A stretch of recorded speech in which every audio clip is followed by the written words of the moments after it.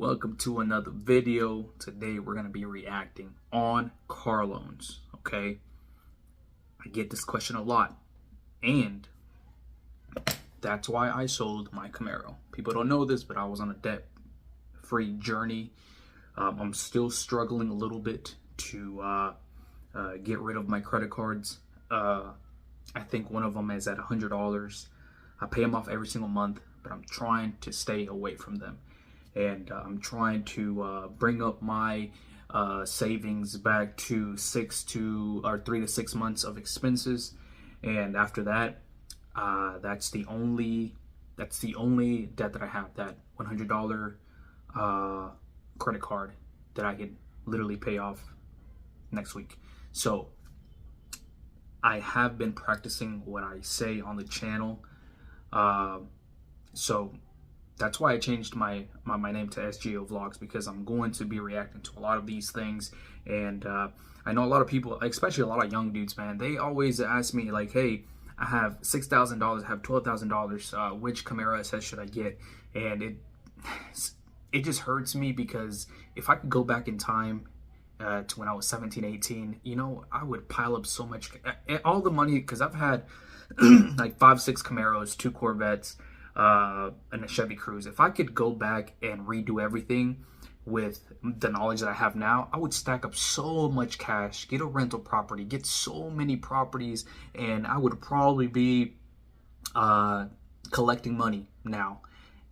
I got to know Dave Ramsey. Not got to know, but I started listening to him really around 24, 25, and I've been able to save up for my house. I've been able to save up for getting the Corvette Cash, which I don't know. I plan on selling. I don't know what's gonna happen. We'll see what happens.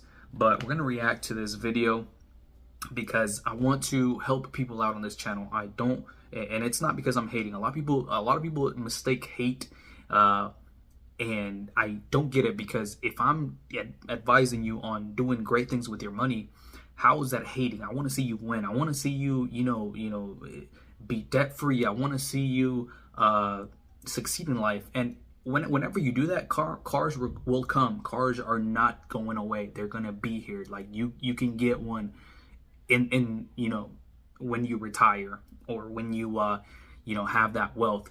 But I want you to invest your money wisely, because people don't realize you're gonna get old. You're gonna get old. You don't see it right now, and you don't feel it right now because you're young, and that's all you think of. Just fun, just rewarding things. That's what social media has become. You like things that reward you immediately. But anyways, let's get into this video. I'm getting kind of heated up because I want you to succeed financially. But at the end of the day, it's gonna be your decision. If you want to buy a $50,000 car and throw all that money away, then do it. I'm not here to tell you what to do. I'm only telling you what I would do if I would go back in time. So let's go ahead and start this video. So expenses automatically maximize your tax savings this year. It's freaking ads. I'm just kidding. Don't skip my ads, alright? I'm gonna make some money. Josh starts us off this hour in Richmond, Virginia. Hey, Josh, welcome to the Dave Ramsey Show. Hey, Dave. How's it going? Better than I deserve. What's up? So I'll try to give you the backstory. My wife and I just got married in May. When we got married, we kind of put our debts together and figured out that we had a lot more debt than we thought. And I'm calling specifically about one debt because it's our car, which is about half of the debt. And I wanted to know if we should sell it or we should keep it, because we're upside down on it. So how much debt have you got total? It's around $81,000. You have a $40,000 car debt. Yes, sir. On what kind of car? It's a 2017 Buick LaCrosse. What's it worth? KBB says 24. Good Lord. How are you so far upside down? Rolled negative equity into the deal? No, so it just depreciated. We bought it new, which was a huge mistake, but it kind of you sure you owe 40? It's 36, specifically, but still, it's a lot upside down. 30. So that's what a lot of people don't get. When you buy a new car, and I know a lot of young dudes, they buy a car, they only keep it for about a year or two, and that's how that's how the dealers make money. You get the car at 40, let's say 45, 50,000. Whenever you trade it back in, they're going to resell it for 40, 38. They already made money off of you, of whatever the down payment was. If it wasn't down payment, all the interest that they already won. And then they just redo this, and that's how they become wealthy. I mean, they just recycle cars pretty much. And that's what happens when you buy a new car. They depreciate so much. You drive it a month, it was $45,000. In a month, it's $40,000. Next month, $35,000. It just keeps going down. Not that dramatically, but you get what I'm saying. And especially if you, I mean, I will bet anything that whenever you anybody that trades in cars, it's always negative equity, because that's how cars depreciate. They already go into the other loan with some of that negative equity put into the other loan. But that's crazy. 36 is the actual payoff. You got that recently? Yes, like today. I made a car payment today. Okay. When did you buy the car? I think it was January of this year. Went down $12,000 in 9 months? Yeah, I've looked at KBB probably once a day. Are you looking at trade-in? And that's the thing. If you are going to trade in your car, and that's the like, let's say you find yourself in a pickle, right?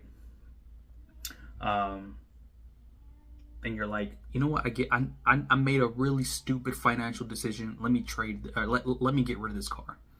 Whenever you go to Kelley Blue Book, always look at private party, because trade-in value, they're always going to be very, very low, because that's what the deal. If you take it to a dealer, that's how much you're gonna appraise it as. But if you sell it private party, you can get the most money out of that. Trust me, I've done this. I do it all the time, and that's how you beat the game. You sell it private party. And I can go into another video on how you can do that. But I would suggest this dude do a private party. Or a private sale? No, that's private sale. Trading's even more ridiculous. Trading's like $18,000 or something crazy. Wow.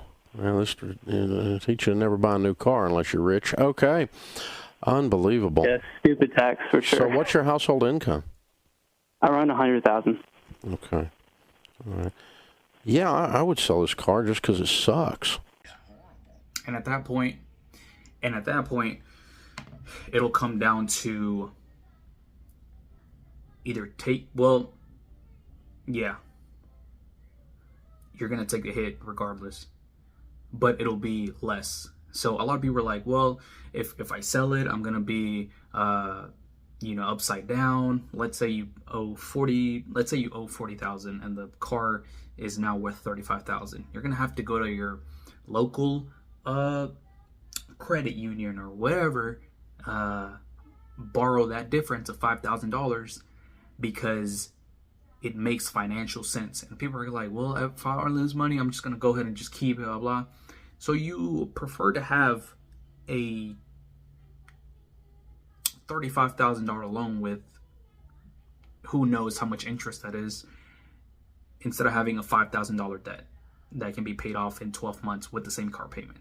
Even faster if you really tackle this, instead of being in that hole for the next years. So yeah, it's horrible. That's what I'm saying, man. That's what I'm saying. I mean, there's nothing in this story that makes me anything but want to throw up, right?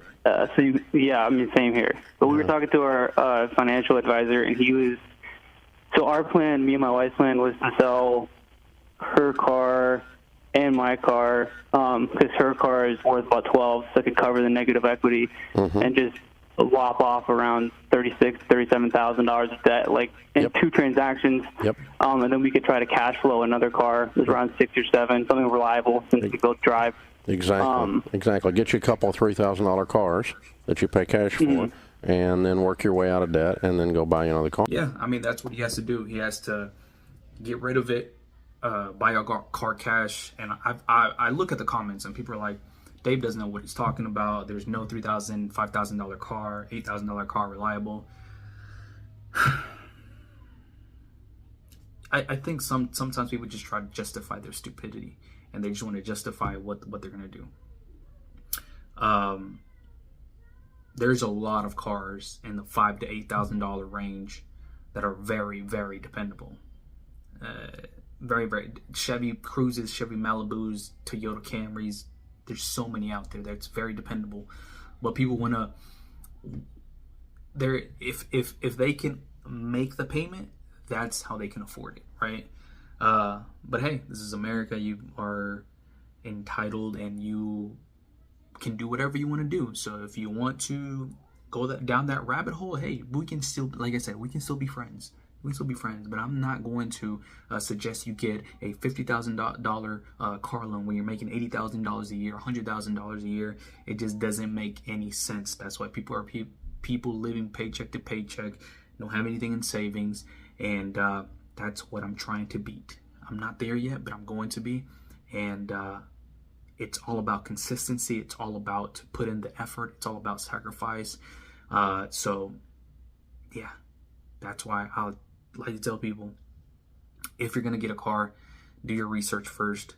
Don't just get into a big old car loan that you are going to regret later. So, if you like this video, thank you guys for watching. Subscribe for more videos. I'm going to be reacting to a lot of other videos and talking about finance on this channel as well, because I feel like I owe it to younger people. I owe it to my younger self. I owe it to the people that really don't have any idea on what they're doing whenever they're buying cars.